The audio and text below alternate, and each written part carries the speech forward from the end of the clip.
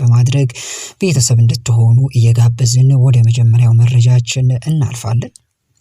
ዛሬ ሌሊት በክሮሺያ ዛግሬብ በተካሄደው ኮንቲኔንታል ቱር ውድድር ኢትዮጵያውያን አትሌቶች ታሪካዊ ድል አስመዝግበዋል። በተለይ ጉዳፍ ጸጋይ በልዩነት ያሸነፈች ሲሆን በውድድሩም አዲስ ሪከርድ አስመዝግባለች።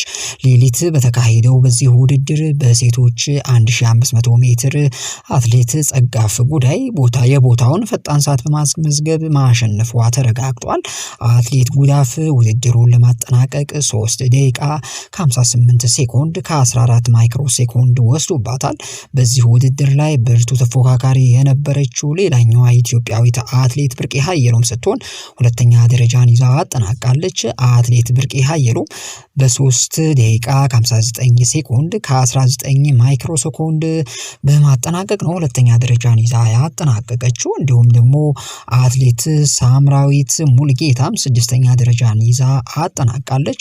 በዚሁ የክሮሺያው የዛግሬብ ኮንቲኔንታል ቱር ውድድር ላይ በወንዶች 5000 ሜትር አትሌት ቢኒያም መሐሪ በ13 ደቂቃ በ03 ሴኮንድ በ57 ማይክሮ ሴኮንድ በሆነ ሰዓት 3ኛ ደረጃን ይዞ አጠናቋል።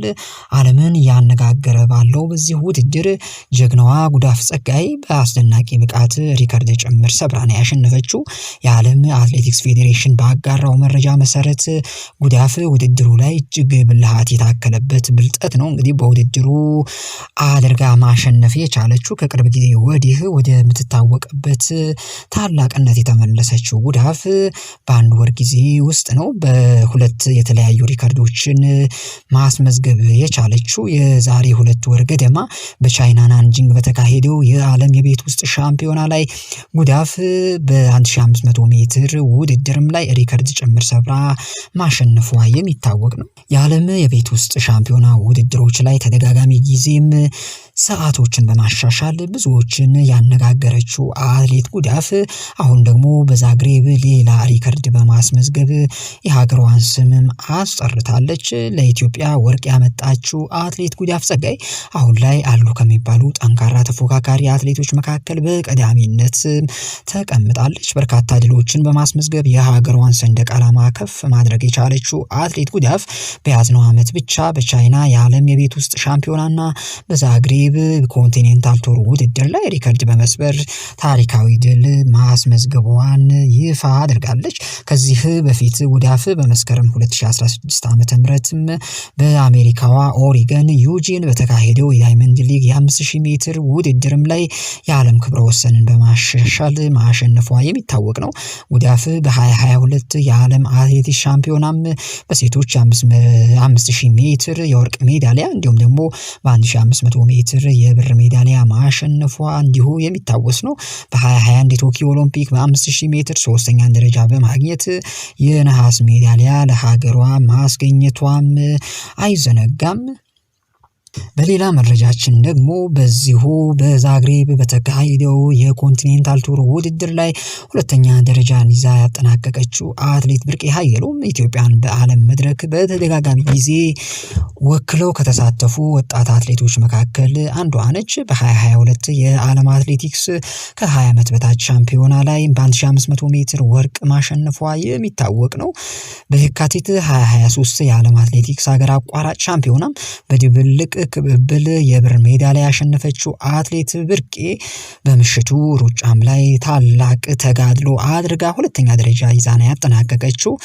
በ5000 ሜትር በ1500 ሜትር እና እንዲሁም ደግሞ በ3000 ሜትር በመሳተፍ ጠንካራ ተወዳዳሪ መሆኗን በተደጋጋሚ ያስመሰከረችው አትሌት ብርቄ ሀየሎም በምሽቱ ሩጫም ላይ ይህንን ነው የደገመችው። በ2023 በዶሃ በተደረገው የዳይመንድ ሊግ ውድድር በ1500 ሜትር እንግዲህ ውድድሩን 3ኛ ሆና ማጠናቀቋ አይዘነጋም። አትሌት ብርቄ ሀየሎም ዛሬ ሌሊት ደግሞ በዛግሬብ ኮንቲኔንታል ቱር ውድድር ላይ የሀገሯን ልጅ ጉዳፍን ጸጋይ ተከትላ ነው ሁለተኛ ደረጃን ይዛ ያጠናቀቀችው። በዚሁ ውድድር ላይ በወንዶች 3ኛ ደረጃን ይዞ ያጠናቀቀው አትሌት ቢኒያም መሐሪ ሲሆን ብርቱ ተፎካካሪ መሆኑ አስመስክረዋል። ገና በወጣትነት እድሜ ላይ የሚገኘው አትሌት ቢኒያም ወደፊት በመካከለኛ ርቀት የኢትዮጵያን ስም ከፍ አድርገው ከሚያስጠሩ አትሌቶች አንዱ እንደሚሆን ብዙዎች እየመሰከሩለት ያለ ወጣት አትሌት ነው። በሌላኛው መረጃችን ደግሞ ዛሬ ከሚጠበቁ ከባባድ የአትሌቲክስ ውድድሮች የሚደረጉ ይሆናል። በሞሮኮ መዲና ራባት ላይ በሚደረገው የዳይመንድ ሊግ ውድድር ላይ የኢትዮጵያ በ3000 ሜትር የሴቶች ውድድርም እንዲሁም ደግሞ በ3000 ሜትር የወንዶች መሰናክል ውድድር በ1500 የሴቶች ውድድርና እንዲሁም ጀግናው አትሌት ጽጌ ድጉማ የምትጠበቅበት የ800 ሜትር ውድድር ላይ ትሳተፋለች።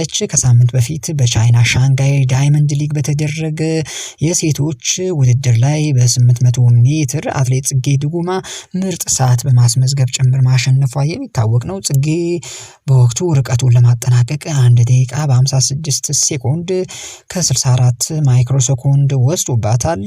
በ800 ሜትር የሴቶች ውድድር ላይ ጀግናው አትሌት ጽጌ ድጉማ ውድድሩ በአሸናፊነት ታጠናቀቃለች የሚል ቅድመ ግምት አግኝታለች። ዛሬ በሚደረገው የራባት የዳይመንድ ሊግ ውድድርም በአሸናፊነት እንደምትቀጥል አትሌት ጽጌ ከወዲሁ እየተጠበቀች ነው።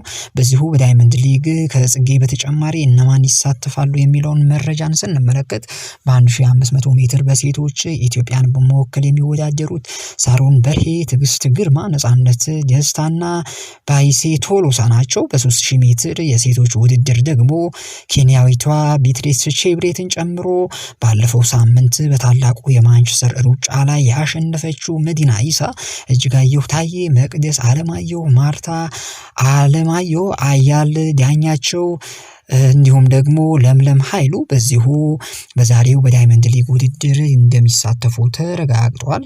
ባለፈው እሁድ በእንግሊዙ የታላቁ ማንቸስተር ሩጫ ላይ የወርቅ ሜዳሊያ ያሸነፈችው መዲና ኢሳ በዚህኛው የዳይመንድ ሊግ ከታዋቂዋ የኦሎምፒክ አሸናፊ አትሌት ሼቤት ጋራ ትፋለማለች። ዓለም ሁሉ በሚጠብቀው የዛሬው የዳይመንድ ሊግ ላይ ኬንያዊቷ የኦሎምፒክ ባለድል ቢትሪያስ ቼቤት ጋራ መዲና ኢሳ የሚያደርጉት ትንቅንቅ ከወዲሁ ትልቅ ግምት ያገኝና ዛሬ የሚጠበቅ ትልቅ ውድድር ሆኗል። በ3000 ሜትር የመሰናክል ውድድርም ላይ ኢትዮጵያን ወክሎ የሚሮጠው ወጣቱ አትሌት አብርሃም ስሜ ነው። ለሜቻ ግርማን ይተካል ተብሎ የሚጠበቀውና በዓለም አቀፍ ደረጃ የኢትዮጵያን ስም ከፍ አድርጎ ያስነሳል የሚል ተስፋ የተጣለበት አብርሃም ከሳምንት በፊት በቻይና ሻንጋይ በተደረገው የዳይመንድ ሊግ ውድድር ኬንያውያንን አስከትሎ በመግባት የወርቅ ሜዳሊያውን ማሸነፉ አይዘነጋም። በሻንጋይ በተደረገ የዳይመንድ ሊግ የወንዶች 3000 ሜትር መሰናክል አብርሃም ስሜ ርቀቱን ለማጠናቀቅ 8 ደቂቃ ከ07 ከ92 ማይክሮ ሴኮንድ የወሰደበት ሲሆን የዓመቱ ምርጥ ሰዓት ሆኖም ተመዝግቦለታል። በዚህ በወንዶች 3000 ሜትር መሰናክል ደግሞ የኢትዮጵያን ስም ከፍ ብሎ የተጠራበት አስጠናቂ ውድድርም እንደነበረ የሚዘነጋ አይደለም። የሞሮኮ የራባት የዳይመንድ ሊግ ውድድር ዛሬ ነው የሚደረገው። ከራባት ዳይመንድ ሊግ ወጣ ስንል ደግሞ ሌሎችም የተለያዩ ሀገራት ላይ ዛሬ ውድድሮች ይካሄዳሉ። እነዚህን ውድድሮች ጨምሮ ቶሎ መረጃውን ሲደርሰን በፍጥነት የምናደርሳችሁ ይሆናል። ውድ ዛሬ ሚዲያ ቤተሰቦች ለአሁኑ የያዝናቸው መረጃዎች እነዚህን ይመስሉ ነበረ። መልካም ጊዜ እንዲሆንላችሁ ተመኘን። ቻው።